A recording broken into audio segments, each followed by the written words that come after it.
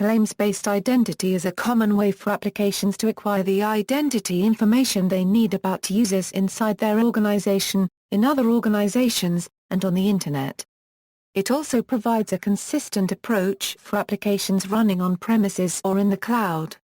Claims-based identity abstracts the individual elements of identity and access control into two parts, a notion of claims, and the concept of an issuer or an authority.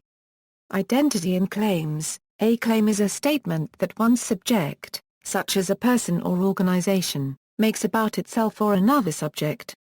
For example, the statement can be about a name, group, buying preference, ethnicity, privilege, association or capability.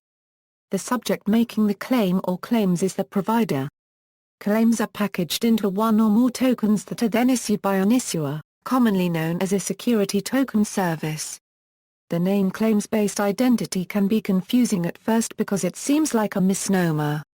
Attaching the concept of claims to the concept of identity appears to be combining authentication with authorization. However, a closer examination reveals that this is not the case. Claims are not what the subject can and cannot do. They are what the subject is or is not.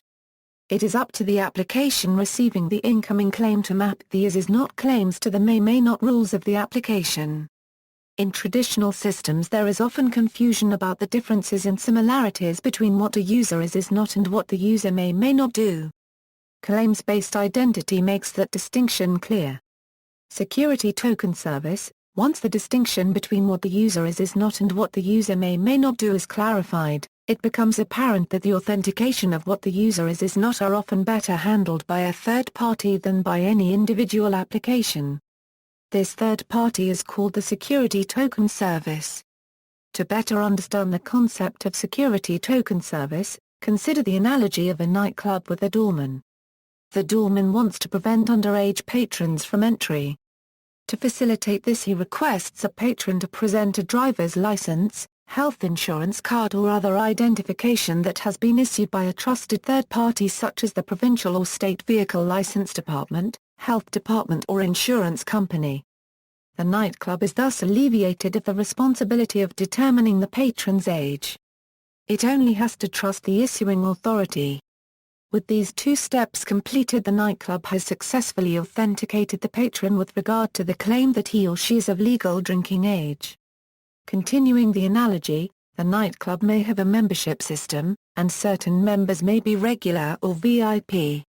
The doorman might ask for another token, the membership card, which might make another claim that the member is a VIP.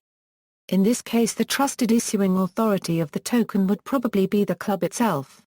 If the membership card makes the claim that the patron is a VIP, then the club can react accordingly, translating the authenticated VIP membership claim to a permission such as the patron being permitted to sit in the exclusive lounge area and be served free drinks. Benefits. Claims-based identity has the potential to simplify authentication logic for individual software applications, because those applications don't have to provide mechanisms for account creation, password creation, reset, and so on. Furthermore, claims-based identity enables applications to know certain things about the user, without having to interrogate the user to determine those facts. The facts, or claims, are transported in an envelope called a secure token. Claims-based identity can greatly simplify the authentication process because the user doesn't have to sign in multiple times to multiple applications.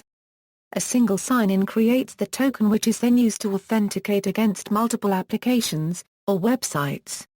In addition, because certain facts are packaged with the token, the user does not have to tell each individual application those facts repeatedly, for instance by answering similar questions or completing similar forms.